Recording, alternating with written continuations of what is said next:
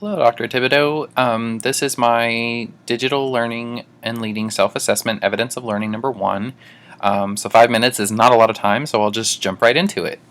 This self-assessment started with a reflection on my current knowledge and skills, and so I took the North Star Digital Literacy Self-Assessment, which went through 9 modules covering basic technology literacy, and I was surprised to find that I did not score perfectly on most of the modules. Actually, I consider myself to be a very technology literate person, having been an online learner for most of my college career.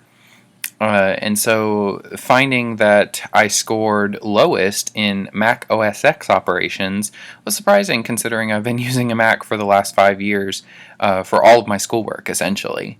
So this assessment really taught me that I'm not perfect, I don't know everything, and even the basics require revision sometimes.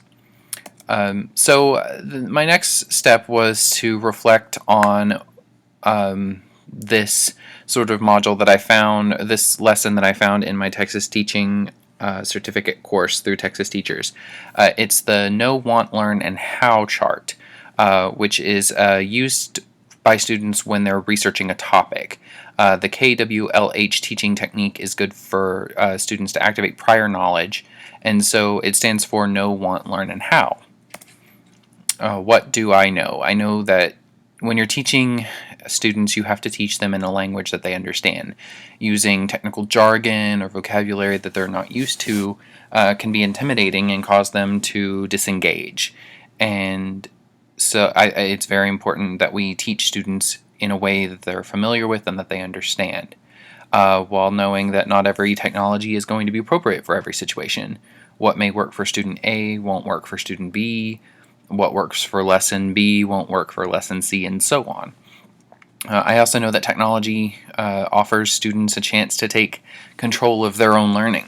I'm a prime example. I loved to expand on the knowledge that my teachers impart on me through technology, researching the topics further in depth than what the teacher is able to cover in class. The next step is, what do I want to know? Everything, really. But most importantly, how to use technology to engage, inspire, and nurture my students so that they get a similar educational experience to the wonderful one that I had. What have I learned so far? This reflection and assessment has taught me that I don't know everything, and that I'm not perfect.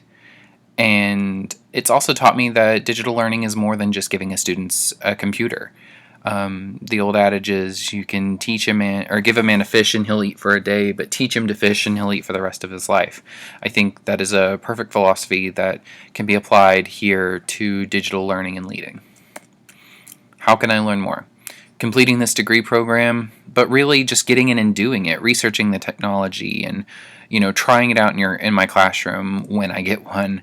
But also being open to learning from my students as much as they learn from me, because that's when you really kind of get more in depth with your students and learn how they work and how different students operate and take in information. And it's very important to learn every day, because teachers really should be lifelong learners. What have I done? My first job was at the IT help desk at WCJC, and part of my job was helping with training for the college's information technology products and services. And so when I came on, we did a lot of how-to documents for students, faculty, and staff on every IT service topic you can think of, from logging into email, changing passwords, accessing student records, all of that good stuff. I also participated in the redesign of the college website to make it more user-friendly, ensuring that links were placed in logical areas, that the website had a good flow to it, that it was just friendly for people to use. I also worked closely with the distance education department, ensuring that students were able to access their Blackboard courses, navigate with ease, and sometimes I was able to identify areas where I thought maybe students were having some trouble and that things could be simplified for them.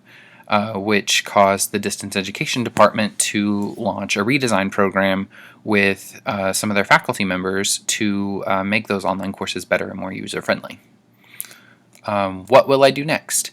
The sky's the limit. I know I want to be a teacher. I'm actually studying for a Texas teaching certificate. Will I do that in 20 years? Maybe, maybe not. Maybe I'll be an educational technologist and help other teachers get technology in their classrooms. Maybe I'll be a corporate trainer. The sky's really the limit. But I know whatever path I choose, after I've completed this program, I'll have all the knowledge and skills I need to effectively lead organizational change through digital learning. Thanks for listening, and I'm looking forward to a great semester.